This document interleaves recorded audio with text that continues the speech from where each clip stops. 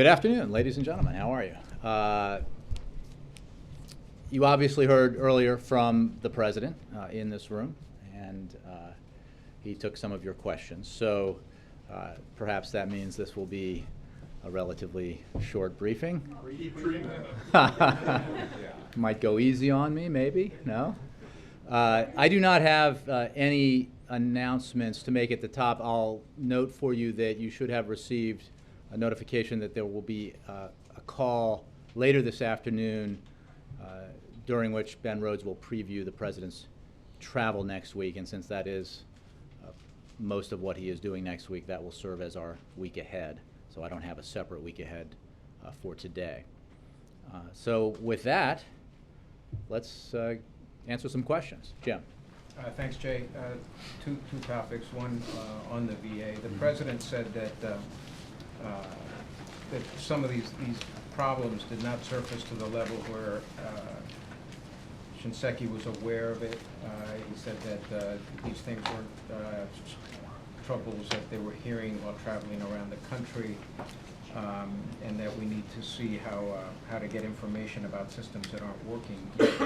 The IG's report this week noted that there have been 18 reports since 2005 that have gone to the VA, that have gone to committees of Congress, including the committee that the President sat on while he was in the Senate. How can you say that this has not risen to the level that it has not been? Well, I think Secretary Shinseki spoke powerfully this morning about some of these issues. I think the nature of the problem here that has been identified by the IG, by some of the reporting on this, and by Secretary Shinseki's preliminary report, is that there were efforts undertaken to misrepresent how long the waiting times were, so that the information that was being provided to headquarters, if you will, here in Washington was not accurate in some cases, according to the IG's report.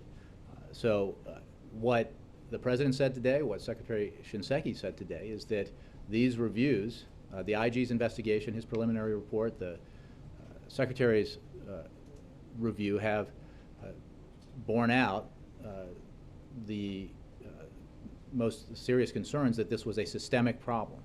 And that is why Secretary Shinseki said what he said today, and why the President made the comments he did today and accepted the Secretary's resignation with considerable regret, given the remarkable service that General and then Secretary Shinseki has provided to this nation. But you concede that these issues of delays in veterans getting their appointments, their medical appointments, has in fact existed since 2005. Well, I think the President noted, as he has in the past and others have, that there are challenges associated with this issue and other issues at VA, and there have been for a long time, predating 2005 even. And you know, what we have learned in recent weeks through this review process and the investigation is that these are deeper and more serious than is even remotely acceptable. And dramatic action has to be taken. Secretary Shinseki announced today that he's initiated the process to fire individuals because of this conduct, and he himself tendered his resignation because he felt that it would be a distraction for him to be an issue remaining as Secretary when the focus should be on fixing these problems. And that's ultimately what the President is focused on. On Ukraine, U.S. defense officials are now saying that Russian troops appear to be moving away from that Ukrainian border. What's the reaction? What's the President's reaction to that confirmation from your own Defense Department officials? Well, there continue to be indications of activity on the border, including a number of units that appear to have withdrawn. And that activity has continued, and I would note what you did, statements from the Defense Department and the Defense Secretary that they have increased. We do not have confirmation that this represents a full withdrawal yet. We would welcome a full withdrawal, as we have called for now for some time. The presence of those troops, many, many thousands of troops on the border, serve to destabilize the situation in Ukraine. They were there to intimidate, and it remains necessary that a full withdrawal take place. That would be a very positive step. Now, we continue to work with the people of Ukraine and the President-elect to support their efforts to determine their own future. Despite the significant disruptions in regions of eastern Ukraine, the efforts of separatists seizing buildings, preventing You haven't seen me enough today. One of Jay's favorite lines is, "I have no personnel announcements at this time." But I do, and it's bittersweet. It involves one of my closest friends here in Washington. In April, Jay came to me in the Oval Office and said he was thinking about moving on, and I was not thrilled, to say the least.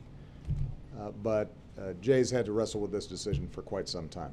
He has been on my team since day one, for 2 years with the Vice President, for the past 3.5 years as my press secretary. And it has obviously placed a strain on Claire, his wife, and his 2 wonderful kids, Hugo and Della. Della's Little League team, by the way, I had a chance to see the other day, and she's a fine pitcher, but he wasn't seeing enough of the games. Jay was a reporter for 21 years before coming to the White House, including a stint as Moscow bureau chief for Time magazine during the collapse of the Soviet Empire. So he comes to this place with a reporter's perspective. That's why, believe it or not, I actually think he will miss hanging out with all of you, including the guys in the front row.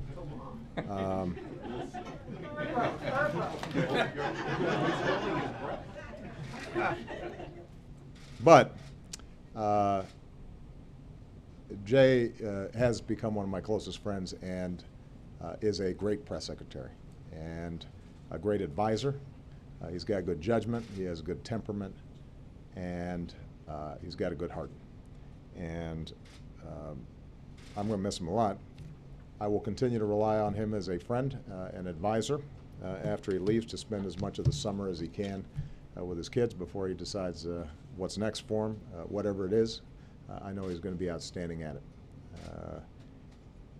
Of course, that meant I had to make a decision, which is who succeeds Jay, and we've got enormous talent around here, but I've decided that we're going to put in this slot somebody who is also a friend and advisor. So today, the flak jacket is officially passed to a new generation, Mr. Josh Earnest.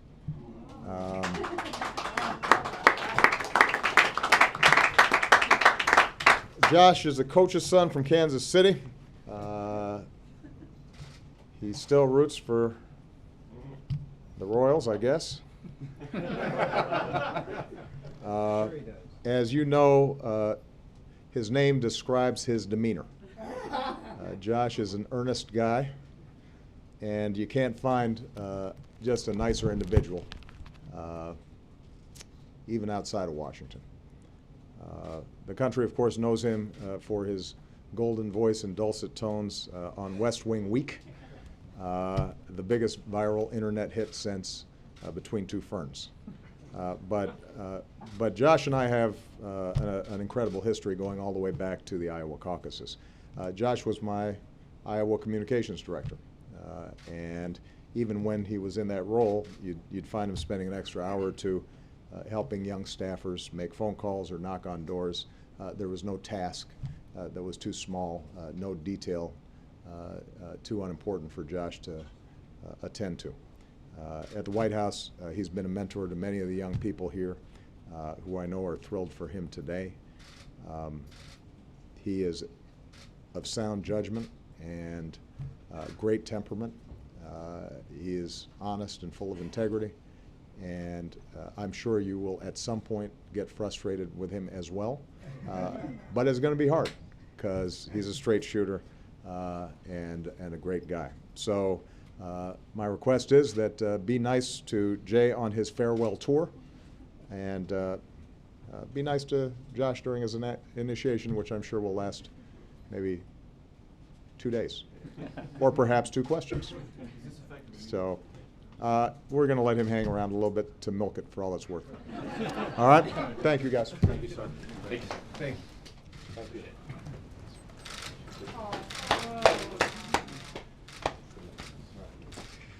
Yep. Any questions? Where do we start? What is the timeline, Jay? Yeah, do you have a sense? We haven't got a date set. Part of his penance or initiation will be that Josh will go to Europe in my stead. Thank you, sir. Which will allow me a little time here when the boss is gone. But I'm looking at mid-June, second or third week around then. And what are you going to do? Are you going to join any bands or anything? Or? Well, I might manage my son's band, which is on the verge of taking off. But I haven't made any decisions yet. I've managed over the past months to have some conversations about what my future might look like, and I'm excited by some of the possibilities. But I'm sure you guys will be among the first to know once I've decided what I'm going to do. But I will before. Let me. I'm happy to talk about myself, of course. But the I will. This is not my last briefing, and I will probably have a few more polished things to say at some point before I go. But off the cuff, I obviously just want to thank the President, the Vice President, First Lady, and Dr. Biden, the Chiefs of Staff I have had the privilege to work with, including Dennis McDonough, and everyone here. But there'll be another time for more of that. But it's been an amazing experience, just so fulfilling. And I said, as we surprised some folks in here in the minutes before I came out, that probably the best part about it is that in midlife you don't often make a whole new set of friends, and not just friends, but people you would fight by and for under any circumstance, and that's certainly what I have been lucky enough to get over these past 5.5 years. So it's been a privilege, and it continues to be a privilege, and every day in here with you has been a privilege. People Every day? more often than not say to me, you have the hardest job, or you have one of the hardest jobs, and I'm not saying it's easy every day, but I love it. It's an important interaction that takes place here. It's not always pretty. It could certainly be better, but it's to be a part of it is an honor and a joy for me. So, and no matter how tough the briefing is, I walk out of here having been glad to stand here. So, with that, I'm like I said, I'll take more questions and talk about me, but I can also take questions on other subjects if you so desire. You would spell the Moscow ambassador rumors? Yes, I can assure you that my family, having won me back, would not be happy with that outcome. So I am not. No jobs in government. That I would not anticipate that. Anybody else? April? Yes, ma'am. Jay, since you've been here in the White House in various capacities, and in this business, broadcasting business in various capacities, what have you learned through your stint being here in these seats, when it used to look another way, and then over there, and then over here in the administrative capacity? What have you learned, and what could you tell us to be able to better work with you as we continue our job as you live? April, I don't think I want to have everybody sit here and hear me opine or on this subject at length now. But I'm sure we'll be seeing each other both in this room and elsewhere over the next couple of weeks. and beyond. And I'll have a few things to say about how I view this job and the interaction that takes place in here and just around this building and this town. And hopefully some of the things I say will resonate somewhere. But I don't think today's the day. I think today I want to just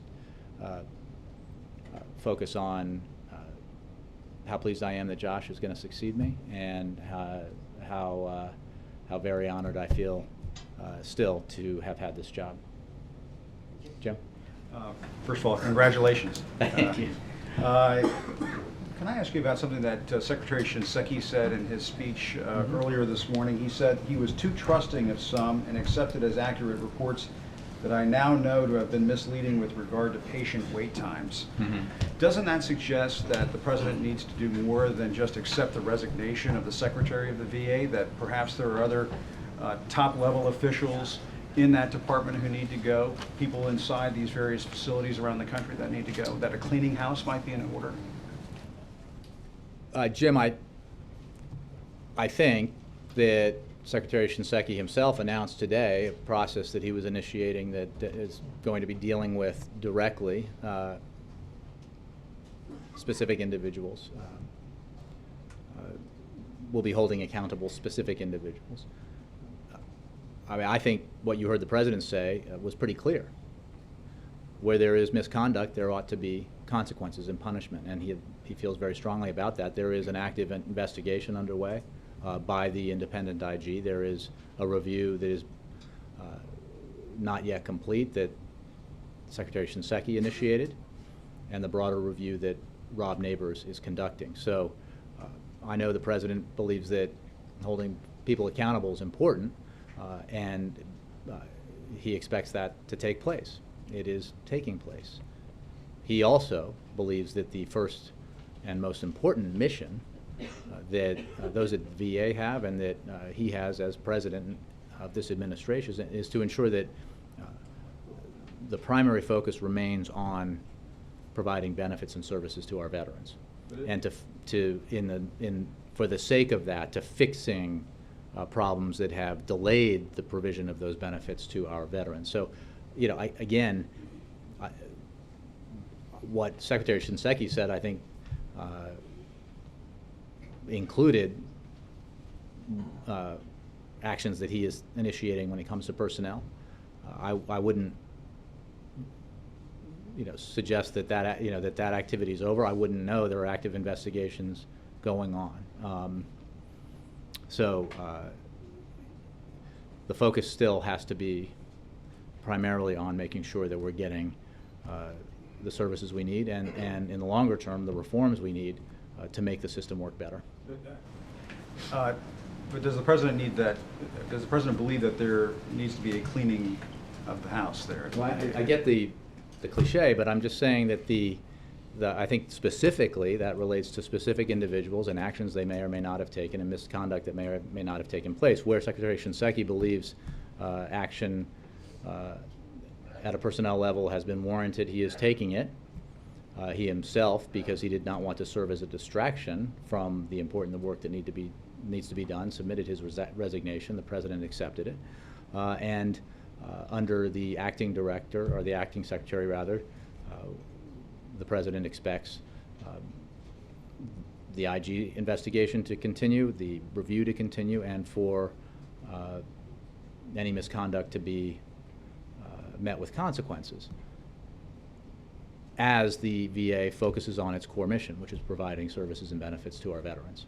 And at the meeting at the White House this morning in the Oval Office, was it just the President and the Secretary in that room, or was Rob Neighbors also there? And Rob was here. I have to, yeah, Rob was in the meeting as well. Mr. Gibson, was he in there as well? Was this a? We can see if we can get a manifest. I know the President met with. Well, it's your last briefing. You Met one with, of my questions. No, it's not my. And I'm holding back, Jim. I promise. Where's the kinder, gentler Jay Carney? It's not my last briefing, but I just confess I'm not sure. Rob was in the room. the Chief of Staff may have been in the room, I'm not sure. We'll find out for you. I know the President said today to you that he met after that with the new acting director, who is currently the deputy director. Sorry, I keep saying director, deputy secretary, and the acting secretary. I don't know if that was all in at the same time. And if I may go off topic, only because I don't believe we've asked you on camera this week about what happened in Santa Barbara last weekend. I'm sure you've seen that the comments that Richard Martinez, one of the fathers of the victims in that rampage, some of the comments that he has made publicly. He has said that he does not care about members of Congress calling him to offer his condolences. He doesn't care for their sympathy. He says, get to work to do something. I'll tell the president the same thing if he calls me. Getting a call from a politician doesn't impress me. Does the president have a message to the families out there? Does he plan on visiting with those families? This is another mass shooting. Sure. It was a horrific, heartbreaking incident, and another in a series of horrific, heartbreaking incidents. And the thoughts and prayers of the President, the First Lady, and everyone here are with the families of those who were killed and those who were wounded. Obviously what happened in Santa Barbara or outside Santa Barbara is under investigation, and all of the elements of it remain under investigation. As a broader matter, you know the President's view. There are things we can and should do as a nation to reduce gun violence.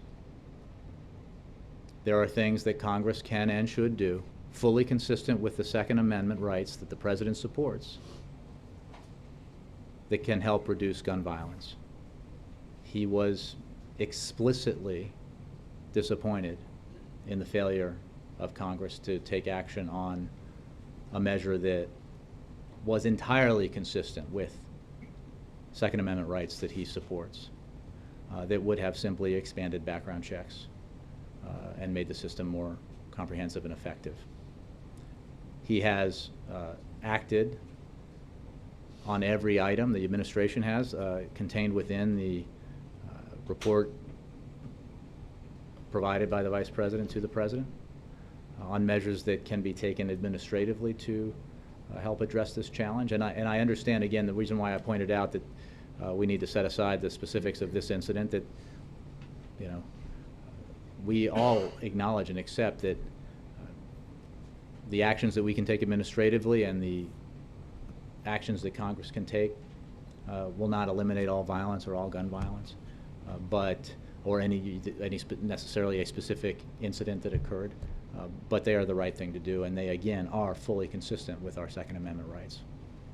Jeff. Jay, congratulations. Thank you. 2 questions. One, also on the veterans. When did the White House find out that he was going to resign, and did White House officials put any direct pressure on him to do so? You know, I'm not going to get into internal back and forth. Obviously, this is something that we've been paying close attention to. The President asked for and received the preliminary report from the Secretary this morning, and that's when the Secretary offered his resignation. Did he know coming in that that's what was going to happen? You know, I'm going to leave it at that. It's obviously something the President feels very strongly about, and that is the unique goodness and of Secretary Shinseki, not just his resume, but his quality as a person. And I think it shows, as I know the President feels, that the action he took today reflects that he once again, as he has for years and decades, put others ahead of himself, put the mission ahead of his personal situation. And the President has a huge reservoir of admiration for Rick Shinseki. One other topic. On Monday, the EPA is going to announce new limits for existing power plants, and we understand that the President will not be involved in the announcement of that. This is the biggest part of his climate action plan that the President announced a year ago. Why would he not be involved in this? Yeah, I've seen some reporting around this. It's kind of knuckleheaded. I mean, the President's talked about this a lot. He's going to give the weekly address on it. He'll be talking about it with in a conference call that reporters are going to come on. This is an EPA rule that the EPA chief will announce, but I don't think. You'll be talking about it on a conference call? Mm-hmm. Right? Yeah. Yes. On Monday? On Monday. Yes, on Monday, my trustee advisors tell me. There's no strategic reason for him not appearing with Gina McCarthy. I think we own this, Jeff, and he's proud to own it because he believes reducing carbon pollution is absolutely essential for the health and welfare of our children and the future of our nation. He believes that we can make ourselves more energy independent as well as address the issue of climate change in a way that enhances economic progress and the quality of the lives of all Americans. So I think, again, he's giving the weekly address on it, and he'll be discussing it in a conference call on Monday. Roger. Thank you, Jay, and congratulations. Nancy Pelosi on the Hill this morning said she hoped that the White House would get a replacement in a speedy fashion. Can you talk about a list that you've got compiled, presumably? Do you think I just do that now to just violate all those principles? And also, what kind of person are you looking for? A watchdog, an investigator type, or what? As the President said, it's very important that we move quickly to identify, nominate, and get confirmed a new secretary. I wouldn't want to restrict the search by laying out parameters of, what the qualifications of the right person might look like. I think there are a variety of ways to go, and hopefully a number of truly qualified individuals who will be interested in being considered. But beyond that, I certainly don't have a list to give. We just want to move expeditiously. You have one, don't you? We just do not characterize the personnel process, and it's certainly, I have to say, a small pleasure that we were able to come out here today and having run a process and surprise a few people. Doesn't happen all the time. Chuck. The President, in explaining the problems of the VA, seemed to sound a familiar theme that he did during the HHS situation, that he did during the GAO issue, that he did during the IRS, which is that it's a systemic, bureaucratic issue. It's outdated technology in one case. In another case, it's people that there wasn't enough manpower over here. In another case, it's middle management not getting the issue up to the top. And I guess my question is, so essentially, when IG reports or stuff gets percolated up, we find out that's the reason, or as far as the President's concerned, is that the reason? Is there now a concern that essentially, if there was any department that was, we all spent, 10 days scrutinizing, we find out it's just as mismanaged, just as bureaucratically a mess? Is he concerned that this technology issue that he's identified at HHS, that he's identified at the VA, is systemic around the government? And if that's the case, is it time to front load and try to do something about the management of the government? Well, I'd say a couple of things. One, as you know, the President does have a reorganization and management initiative that he has urged Congress to work with him on. I remember when he rolled No, that out. it's not 5 years, but I would urge you to talk to some folks in Congress to see how eager they are to take up what are absolutely the right reforms. Oh, I understand that. But Chuck, let's go back. You're conflating a couple of things. The challenges that the creation of a wholly new enterprise around the ACA and a wholly new entity at healthcare.gov were pretty specific, and there were technology issues and procurement issues and management issues that went around that. The issues related to VA are not related to the development of a new initiative or a new website or a new. They're more about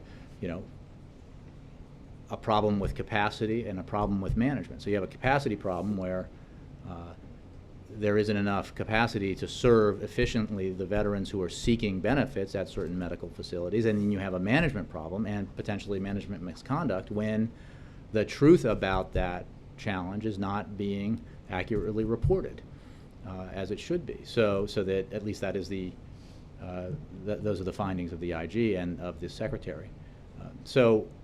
What is true is that when these kinds of things are identified and they are as severe as we have learned they are at the VA, a decisive action needs to be taken. And that is what you've seen Secretary Shinseki initiate, and you've seen the President insist upon. Well, let's talk about the VA in a minute. So we've had IG reports going back on this issue on this specific issue of the scheduling issue going back to 2004. It was something that was brought up in the transition in 2008. It was something that was brought up that it wasn't working in 2011 and in 2012. So I guess the question is, this was not a new problem. This was not a surprise. You could argue IRS was a surprise, GAO was a surprise. This was not a surprise. Do you guys lack a system here in the White House that is able to find out what's going on at these agencies, double check, particularly on Veterans Affairs, that is sort of on top of this going, hey, we've had these series of IG reports, can you give me a status update? How does that work? Well, look, I think those are certainly good questions, and I think that, I mean, specifically the issue around, what was known and where did that information go, and I think that's what Secretary Shinseki was talking about today, and or this morning, and what he found particularly troubling, that individuals below him in management whom he depended on to give him accurate information were disappointing to him. And that's certainly not tenable when you're trying to run a significant organization like the VA that has such an important mission, which is providing services and benefits to Americans who have earned them in most cases, or in many cases, in the most difficult circumstances. So, look, Chuck, I think that a lot of this remains under investigation or the subject of inquiry. But the fact of the matter is, we have to stay focused on taking steps to ensure that those veterans who have been identified, who are on waiting lists for too long and not on the official waiting list in Phoenix, are taken care of as quickly as possible. And we have to identify similar challenges and remedies in medical centers across the country where they exist. And the process of finding out where the management problems were and any misconduct is ongoing, both in the IG effort and in the review conducted by the Secretary. You brought up this reviewing sort of this technology issue and reorganizing government issue. You tell us, where does it stand? This was an initiative that you guys did unveil way back in, I believe, late 09. Where does it stand? Well, no, because it's when I was press secretary. So I don't think it's a surprise to you. You're a veteran here that trying to change and consolidate, change the way business is done in Washington and consolidate agencies, for example, or reorganize structures in the executive branch is not always a popular thing in Congress when Congress has institutional prerogatives at stake. And so it's a challenge. It's an effort that we continue to engage in, and we look for partners who believe that Put a shoulder into that. I mean, I guess when you look back at this, I guess my question is, how do you know you don't have same systemic technological problems in agriculture? And before I get a call from Tom Vilsack, I'm not trying to think of, but the point is, that's the pattern that I feel like you see here, and the president himself seems to explain to the American public, which is everything is a bureaucratic problem or a technology problem. Look, first of all, the president stood up here and said he is chief executive, he is president, he takes responsibility for things that happen in his administration. I'm not trying to be argumentative about this. The United States government is of substantial size, and things happen on your watch, and you only find out about them after they happen or they're uncovered, but you take responsibility for them. That's what the president did. That's what Secretary Shinseki did. I'm sure, and I've seen that, some will view problems like this as an indictment of more than just one entity or one institution. The service-oriented systems that are at the heart of what the VA does and what the VHA does are pretty specific to that institution and are different from what other departments and agencies do. And as I identified earlier, what HHS was creating, and CMS was creating with the implementation of ACA and healthcare.gov in particular, where the challenges were quite unique.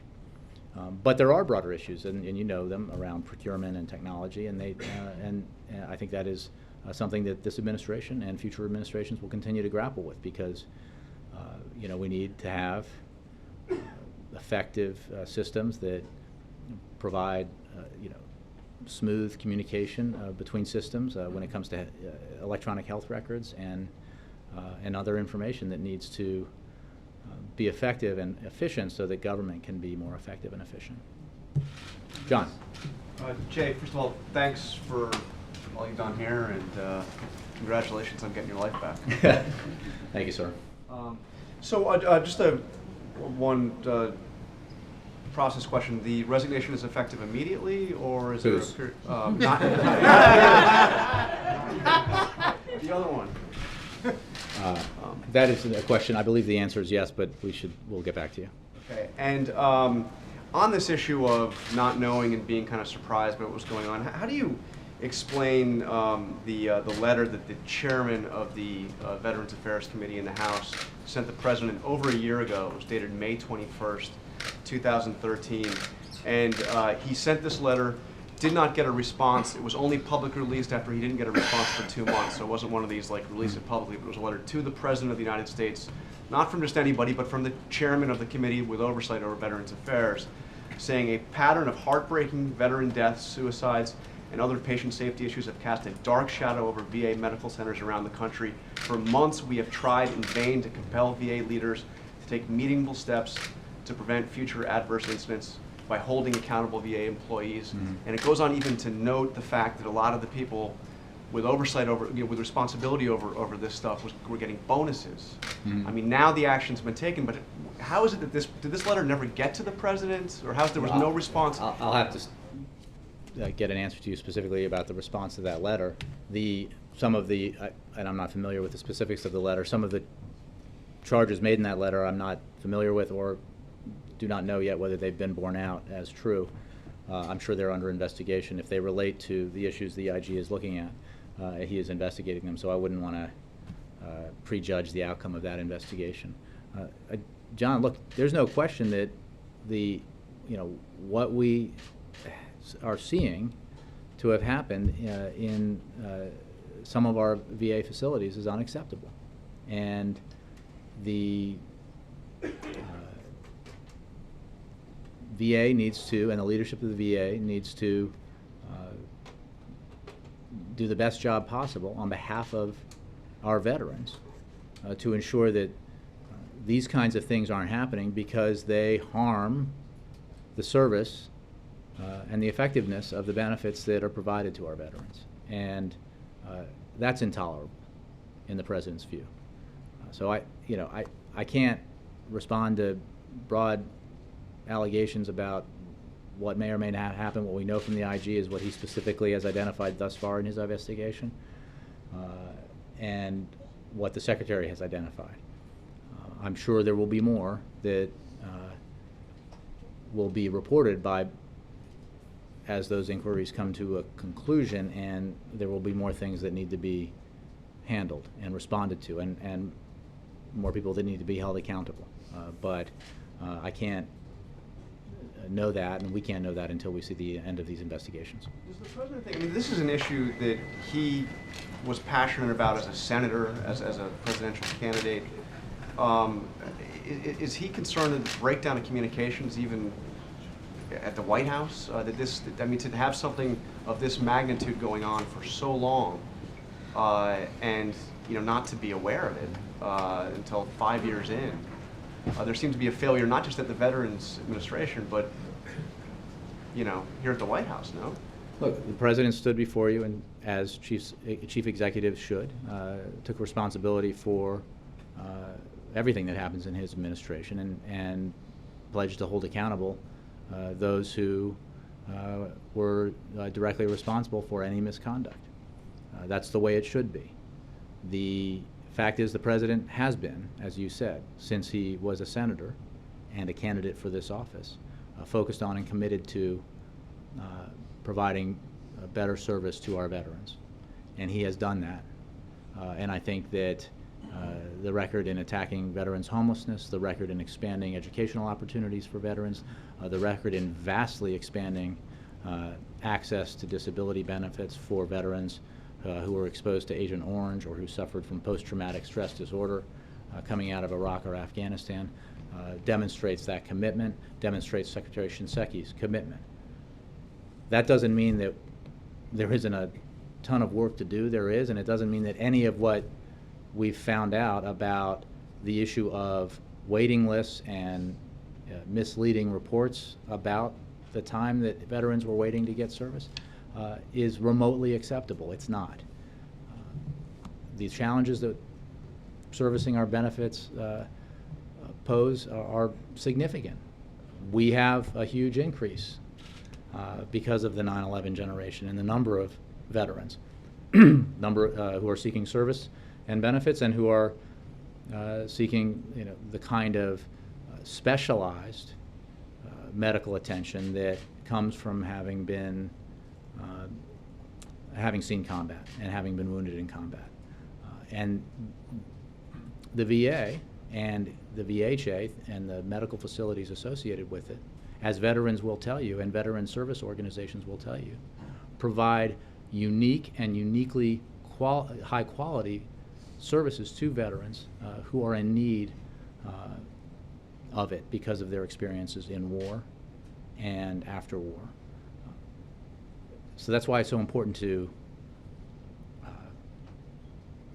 strengthen the VA, to ensure that we're rooting out misconduct, making it more efficient, providing more resources where necessary, because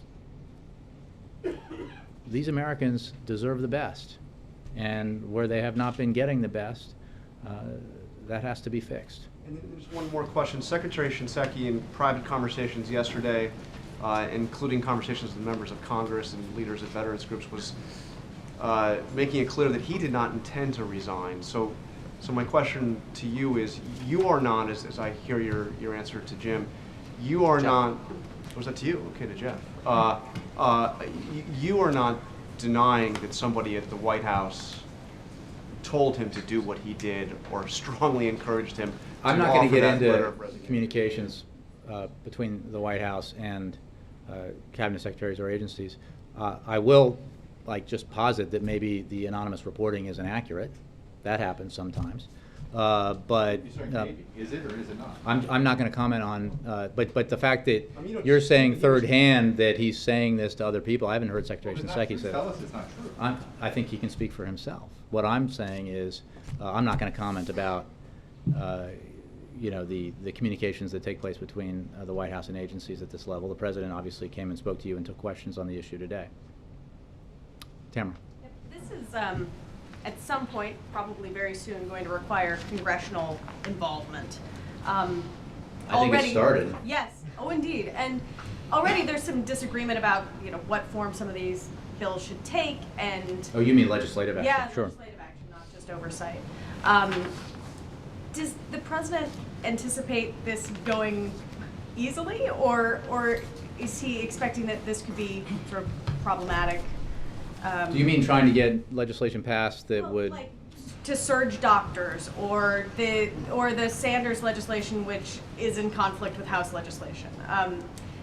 Is there a sense that getting what the VA needs to fix itself will be easy or not easy? We would never predict easy, but I think that there is genuine bipartisan sentiment behind the need to do right by our veterans. There certainly has been in the past. And the President certainly hopes and expects that that sentiment will prevail going forward. Whether it's taking action along the lines of what Senator Sanders is proposing, as Secretary Shinseki spoke about this morning, or taking action once the specific needs are identified to make sure that we are able to, as the President said, surge resources where they are most needed. This is the kind of thing that could bring us together here in Washington, could bring Democrats and Republicans together in support of our veterans. we'll obviously have to see, and we'll have to see what the needs are and what the, what's identified and what the requests are. Is there any sense, I'm sure it's way too early, but of a dollar figure of what No, it no. would be needed? Yeah, I don't have that. I think we're still, we are, well, let's go back to what the President said. We have increased funding for VA every year that the President's been in office at his request, as well as increased the breadth of the services and benefits provided to veterans. What some of the early reporting from the investigations reveals, some of the reporting from the media reveals, is that some of the issues are exacerbated or initiated because of capacity issues, problems with insufficient resources, and that needs to be further studied, and we will hope to work together with Congress to address those problems. Tanguy. Thanks, Jay. Is the White House concerned that the one-on-one meeting between Presidents Putin and Hollande at the Élysée Palace in Paris next week is incompatible with President Obama's policy of isolating Russia in the Ukraine crisis? No. President speaks to President Putin, has obviously met on numerous occasions with President Putin. They candidly discuss their disagreements. I think that our European partners have been very clear about the fact that they share our view when it comes to Russia's actions in Ukraine, its illegal attempt to annex Crimea, the support it has given to separatists in eastern Ukraine.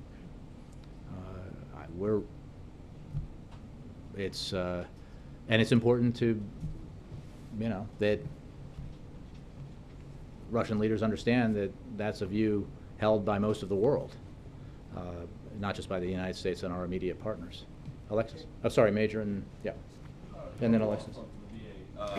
The Secretary General informed the Security Council Wednesday that Syria will not meet the June 30th deadline for removing the last 7 to 8% of its chemical weapon stockpiles, asserting that it is too dangerous to do that through certain routes of transport. Does the administration accept that as a legitimate excuse for not meeting the June 30th deadline, and what does it intend to do to see that that deadline is ultimately complied with, and what's the schedule for that?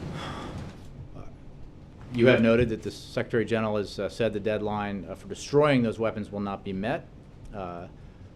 June 30th was a target date for the total destruction of these dangerous chemicals. The international community will continue to press the Assad regime to abide by its obligations under United Nations Security Council Resolution 2118 and decisions of the OPCW Executive Council to complete removal operations. From the beginning, we've pressed the Assad regime, and we will continue to press the Assad regime to complete expeditiously removal operations. As a result of its own inaction, the Syrian regime did not empty the final site when the environment was more secure than it is today. The U.S. and our international partners remain ready, as we have for months, to assist with the elimination of Syria's chemical weapons. We also call on the Assad regime to fully destroy the facilities that remain intact. So we are continuing to press on this and fully expect the Assad regime and its sponsor in Russia to ensure that the removal of the remaining roughly 8% of chemical weapons and precursors is finished, and that those chemicals are destroyed. If I hear you correctly, you're saying this could have been done earlier, so this is kind of a phony excuse. Yes. Just want to make sure. We didn't get a chance to ask you yesterday, but the economy contracted in the first quarter. Obviously, the economic analysts looked at it and said the weather was a huge part of it. My bigger question is, how concerned is the administration about the fragility of a U.S. economy that can fall into a negative growth scenario just because of a couple of months of bad weather? I will probably bore you to death by referring you to or reading from the statement by the chairman of the Council of Economic Advisors. He noted that, as you just did, the notable unique influences on growth in the first quarter, including the historically severe, not just a couple of months of bad weather, but the historically severe winter weather. The report also shows the positive impact of the implementation of the Affordable Care Act, which I'm sure will be reported aggressively, together with continued slowing in health costs that helps strengthen the economy in the first quarter. The President will do everything he can, either by acting through executive action or working with Congress, to push for steps that would raise growth and accelerate job creation. We're obviously, as we've said, every month or quarter when key economic stats come out, whether they're better than expected or worse than expected, we're focused on the long term here, and we're focused on sustained growth and sustained job creation, accelerated growth and accelerated job creation. And that's why the President continues to focus on what we can do to make the economy grow faster and create more jobs. We were just up at the new New York Bridge, the Tappan Zee Bridge site with Governor Cuomo in New York, and that's an indication of the kind of infrastructure investment that goes a long way towards providing good jobs today and enhancing our economic productivity in the future. So you will continue to hear the President call for action that he and Congress can take together, and to take action that he can do on his own towards expanding growth, rewarding hard work, and continuing the many months now of private sector job creation. Back on the VA, taken together, the President's comments and yours leave the unmistakable impression that this administration, for whatever reason, did not prioritize, as it did homeless veterans, as it did the backlog, as it did the GI Bill, wrestling with this issue of wait times and deceptive wait times, because there were 14 IG reports from 2009 to present. So it's not as if no one was aware. It just appears that that was not given the priority that some of the other things were. Is that a fair assessment, and does the President regret that? The President is committed to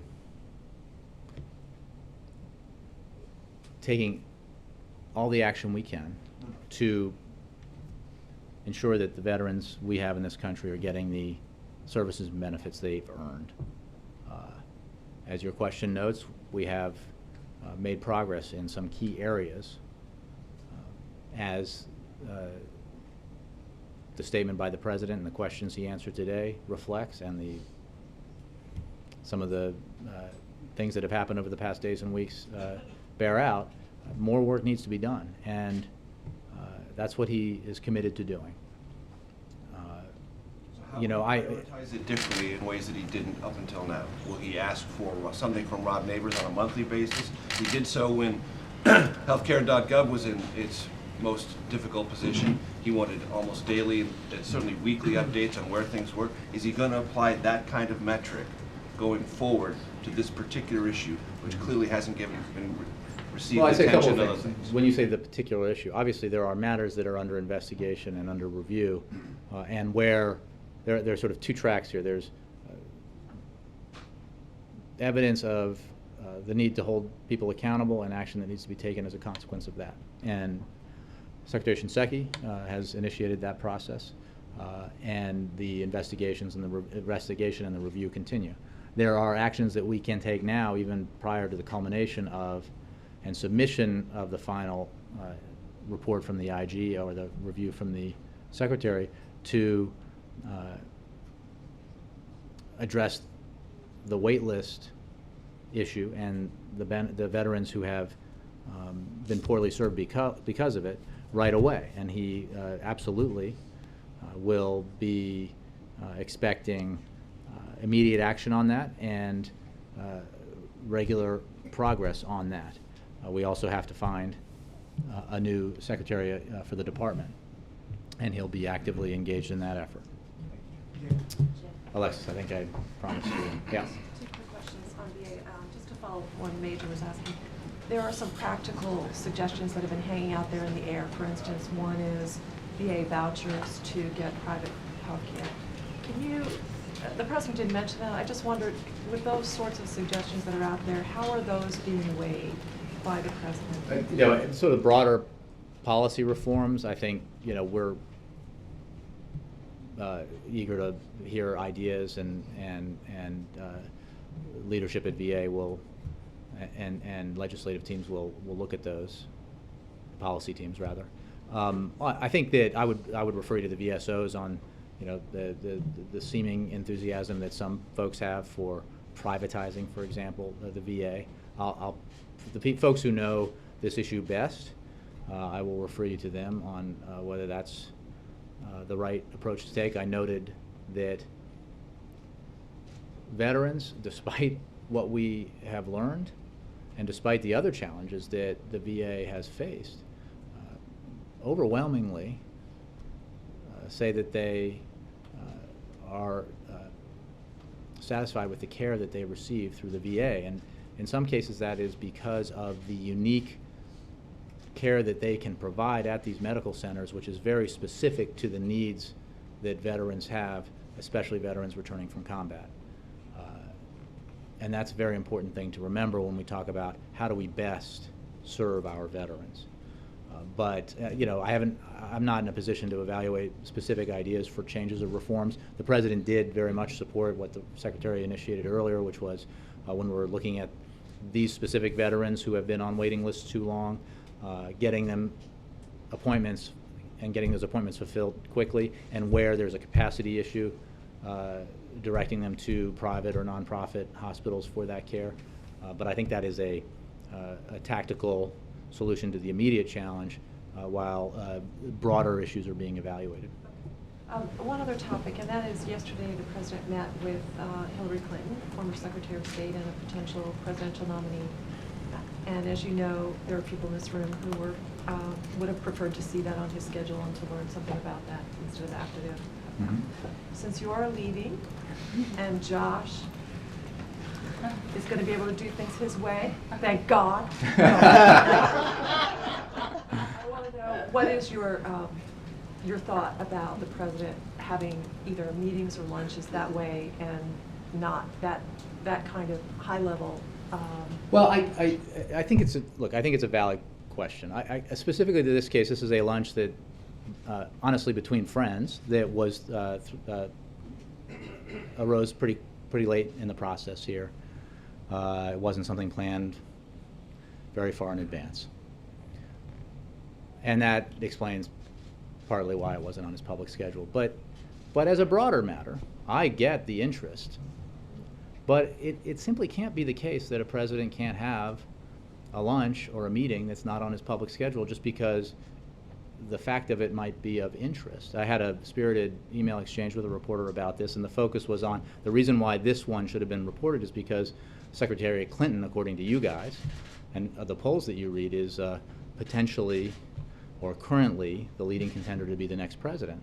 Well, I mean, is that the criteria for newsworthy, or how do you set that standard? And I think the standard has to be we endeavor, and I would compare our public schedule to our predecessors. We endeavor to put as much as we can, as much as we feel is appropriate of the president's schedule out publicly. But not every meeting and not every lunch is going to be on that schedule.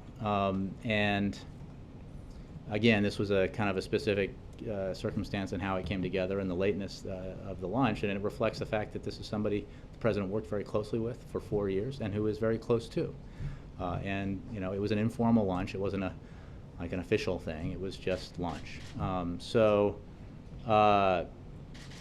there's that. But I'm not dismissive of the idea that it would be of interest to you. But I think that it's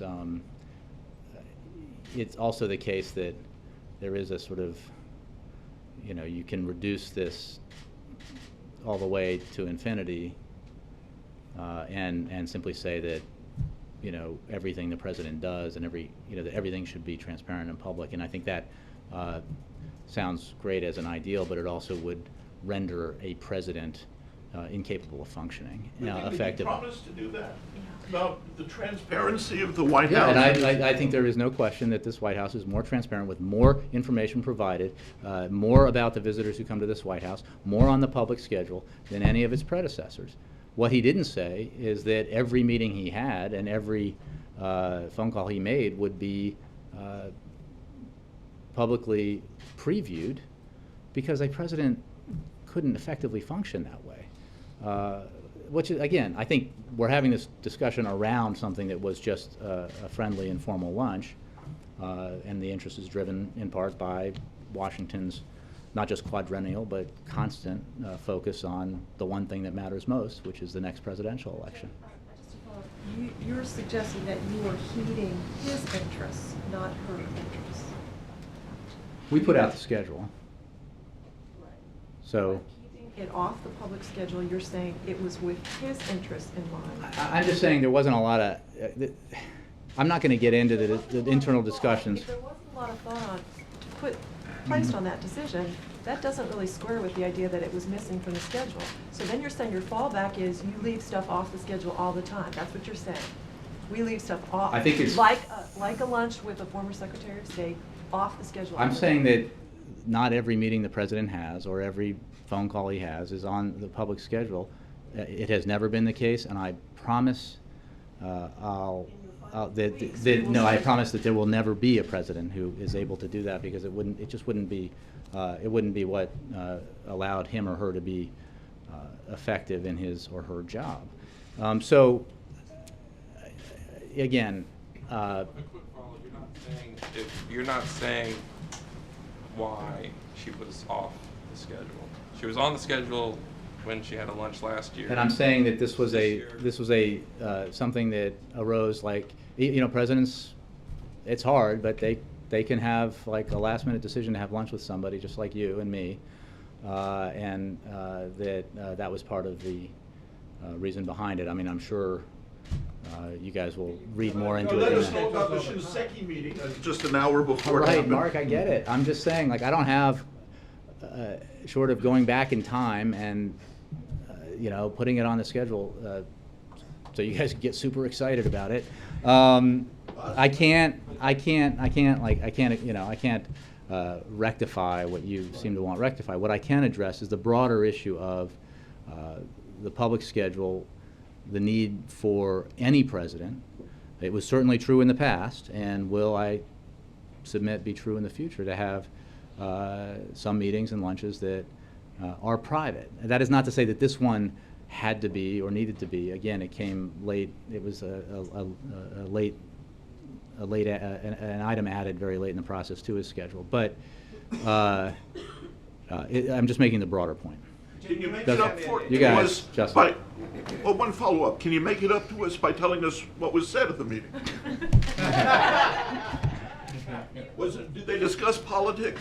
I don't have. I don't have. Give him a copy of the book. I don't have a readout of the meeting for you, Mark, and I wouldn't have had one even if it were on the public schedule. Yes, sir. Congratulations, Jay. Thank you, sir. And at the risk of wasting our winning moments with you, I was wondering if we could ask Josh actually maybe to pop up and just say a couple of things. Sure. About, I don't know. Everybody here, well, it's up to Josh. Well, it's an interesting time to be speechless, isn't it? Well, let me just say that I've had the honor on a dozen or so occasions to speak at this podium before, and on each of those occasions, it has never been lost on me what a genuine honor it is to stand before you. Some of that honor is derived from the fact that it is an opportunity to represent the President of the United States, and not just any president, but this president, one that I believe so strongly in, and one who is pressing an agenda for the country that I think is important and beneficial for this country. The other thing that's on my mind this morning is how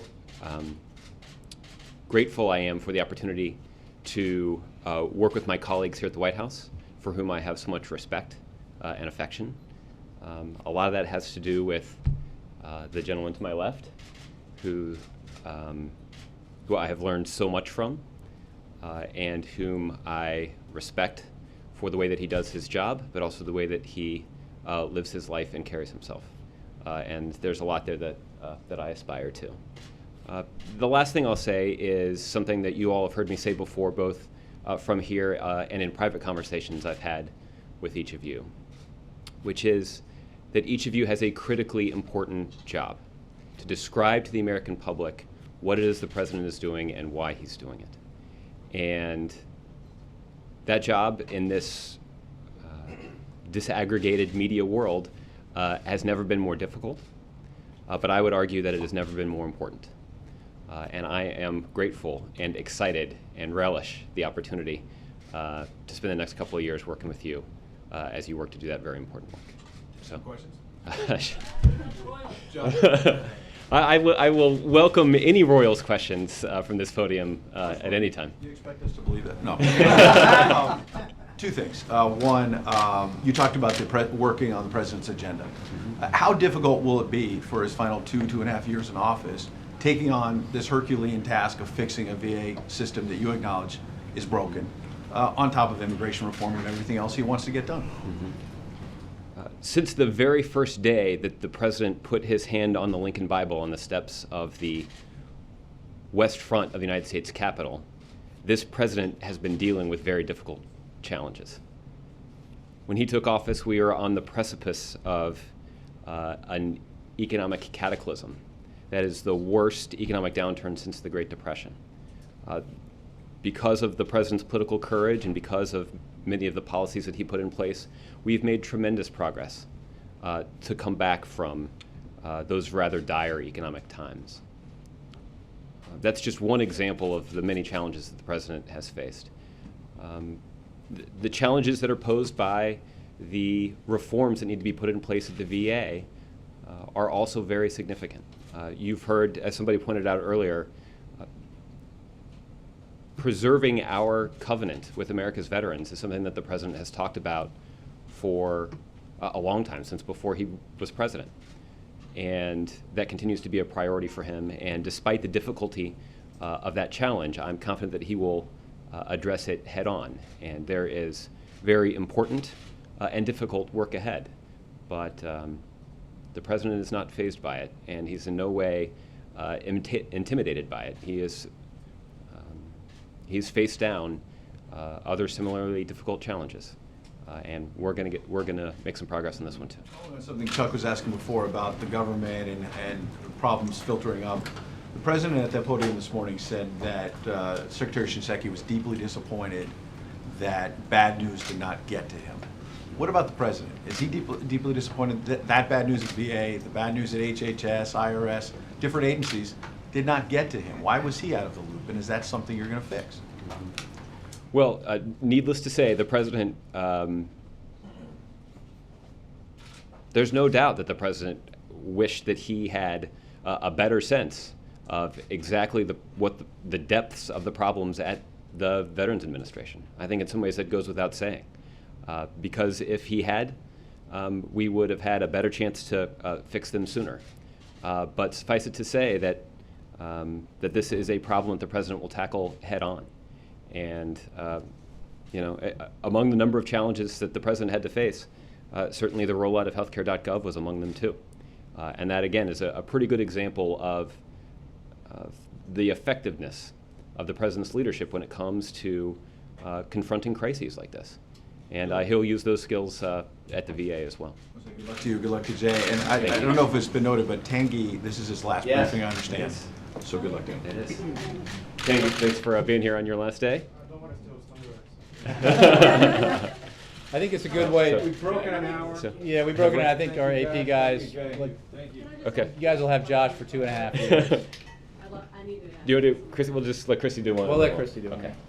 3 years is a long time to be press secretary, right? He's done it for more than 3. 3.5. 3.5. Almost. And Josh, has Jay been looking to move on for a while?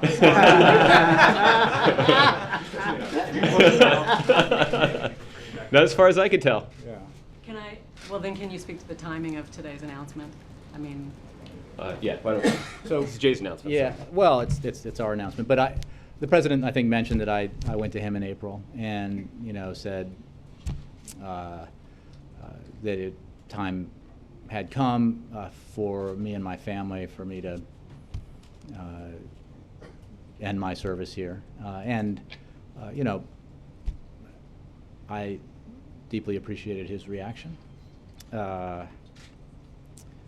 But, you know, I started this adventure through a bit of serendipity in what I figured would be a couple of years of service to the Vice President as Communications Director to him. Then I was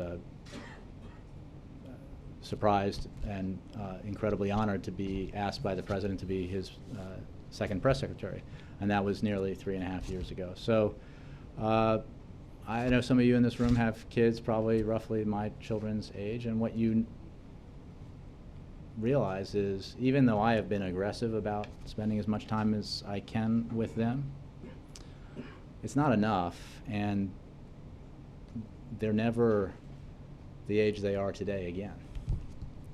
So that's not to say I'm going to be like not working, but you know, these jobs put a certain amount of strain on everybody's family, and mine have been, my kids and my wife have been extraordinarily supportive and patient, and I just feel blessed to have been able to do this for as long as I have. So the timing of this announcement, I think, was driven by the timetable I started in April, and then by what I told the President, which was I was hoping to spend the summer with my kids, and then I really wanted to get out of the Europe trip. Not to pry, Yeah. but you did tease us just now. I mean, what was the President's reaction? I think you know, he spoke for himself today, and I appreciate it. And do you have another job lined up, or? I have nothing to announce today.